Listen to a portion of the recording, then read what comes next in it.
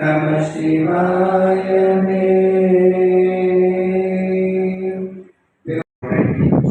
உங்களை எல்லாம் வருகை என்று வரவேற்பதில் மிகவும் பெருமிதம் கொள்கிறோம். எங்களுடைய இந்த மார்கழி பக்தி திருவிழாவா நிகழ்வா இங்க 27 நாட்களும் நம்ம மார்கழி பக்தி திருவிழா நடத்தி கொண்டிருக்கிறோம்.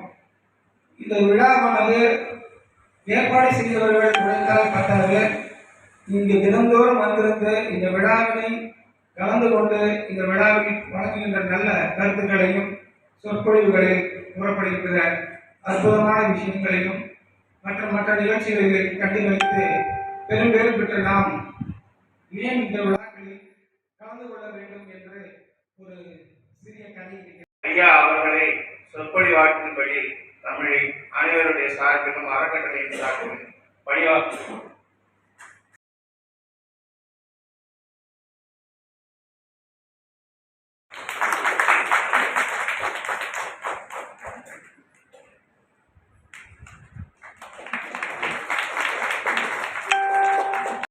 இந்த 22வது நிகழ்ச்சியாக அடியனுக்கு வழங்கப்பட்டிருக்கிற தலைப்பு உண்மையாவது பூசனை என்கின்ற தலைப்பு. நாடும் பூசையத்தான் சிந்திக்க இருக்கிறோம் என்பது அது திருவருள் சம்மதம். காட்டுகிற சேக்கிழார் பெருந்தகை காஞ்சிபுரத்தினுடைய சிறப்பை மிக விரிவாக காட்டுகிறார். அதற்கு காரணம் தொண்டை நாடு என்பது சேக்கிழார் பெருமான் அவதாரம் செய்த நாடு. அதனால எப்பவுமே நமக்கு சொல்லுங்க, நம்ம ஊர் எதா இருந்தாலும் நம்ம ஊர் மேல நமக்கு ஒரு தனி அன்பு இருப்பதை பார்க்கிறோம். அது ஆகம பூசை. ஆகமத்துல எப்படியெல்லாம் பூசை செய்யணும்னு சொல்லி இருக்கிறார்களோ அப்படியே பூசை செய்கிறார். ஒரே ஒரு வேறுபாடு, எல்லா பொருளும் அவருக்கு கிடைக்கல. ஒரு பூசை செய்யணும்னா பூசைக்குரிய பொருட்கள் என்ன இருக்கிறது, என்னென்ன பொருட்கள் இருக்கணும், பால் வேணும், தயிர் வேணும், மஞ்சள், திருமஞ்சனம், அப்புறம் என்னென்ன மலர்கள், பூசைக்குரிய மலர்கள், என்னென்ன வகையான பாத்திரங்கள், இந்த இடம் பூசைக்குரிய இடம் என்று என்னெல்லாம் பூசையில் சொல்லப்பட்டிருக்கிறதோ அதெல்லாம் அவர்கிட்ட இருந்துதான்னு கேட்டீங்கன்னா எல்லாம் இல்லை. என்னென்ன கிடைச்சதோ கிடைச்சதை வச்சு சிவபூசை பண்றாங்க. இப்போ இறைவனை பூசை பண்ணி அம்மா என்ன வர கேட்க போறா, நான் கைலாயத்துல சாமி உடைய இருக்குன்னு கேட்கணுமா என்ன? பெண்ணில் நல்லா யாரு பெரும் தவ கொழுந்து என்று சேக்கிழார் பெருமான் காட்டுகிறேன். இப்ப பெருமான் விண்ணப்பம் செய்யற, பெருமானே நான் உன்னை பூசிக்க வேண்டும், நான் உன்னை பூசிக்க வேண்டும் என்று விண்ணப்பம் செய்ய காஞ்சிமா நகரிலே மாமூலத்தின் அடியிலே நாம் வெளிப்படுவோம். பெருமான் செய்கிறார். பெருமாட்டி அங்கிருந்து கைலாயத்திலிருந்து காஞ்சி மாநகர் வருகிறார். அங்கே பெருமானை பூசிக்கிறதுக்கு இடம் தேடுகிறார். ஒரு மாமர நிழலிலே கம்பையாற்றின் கரையிலே மணலிலே அப்படியே சிவலிங்கம் பிடிக்கிறார். மணல் கருணை எப்படி வச்சிருக்கிறான், ஒரே மாதிரி வச்சிருக்கிறான், ஒரே மாதிரி.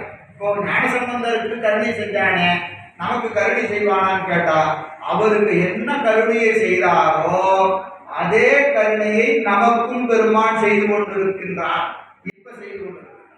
ஆனா என்ன பிரச்சனைனா அவர் கருணையை உணர்ந்தார், நாம கருணையை உணரல. இதுதான் வேறுபாடு.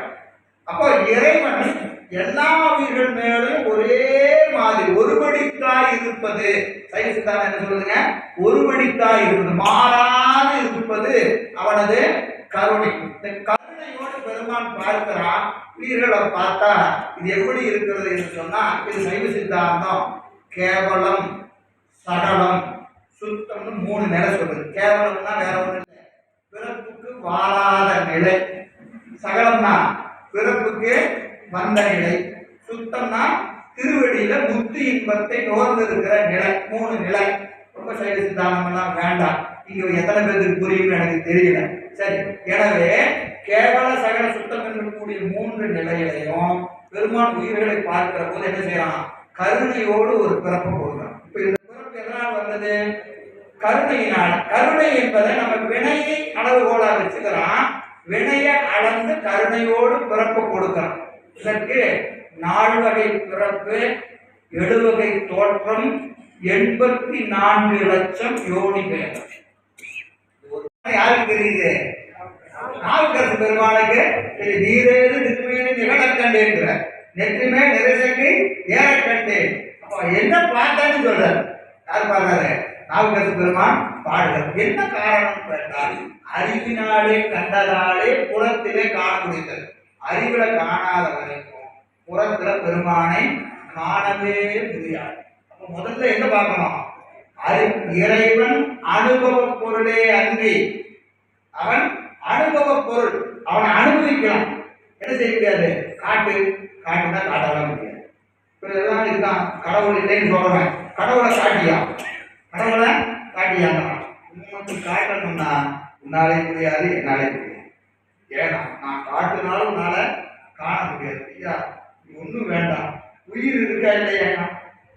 உயிர் இருக்கா இல்லையா? இது காட்டு பார்க்கலாம். உயிரை காட்ட முடியுமா? என்னையே என்னால காண முடியாது. என்னையே என்னால காட்ட முடியாது. எனக்குள்ள இருக்கிற பெருமானை எங்க போய் காட்டுறது? உயிரே தெரியல, உயிருக்குள்ள இருக்கிற சிவன் எங்க போய் தெரியும்?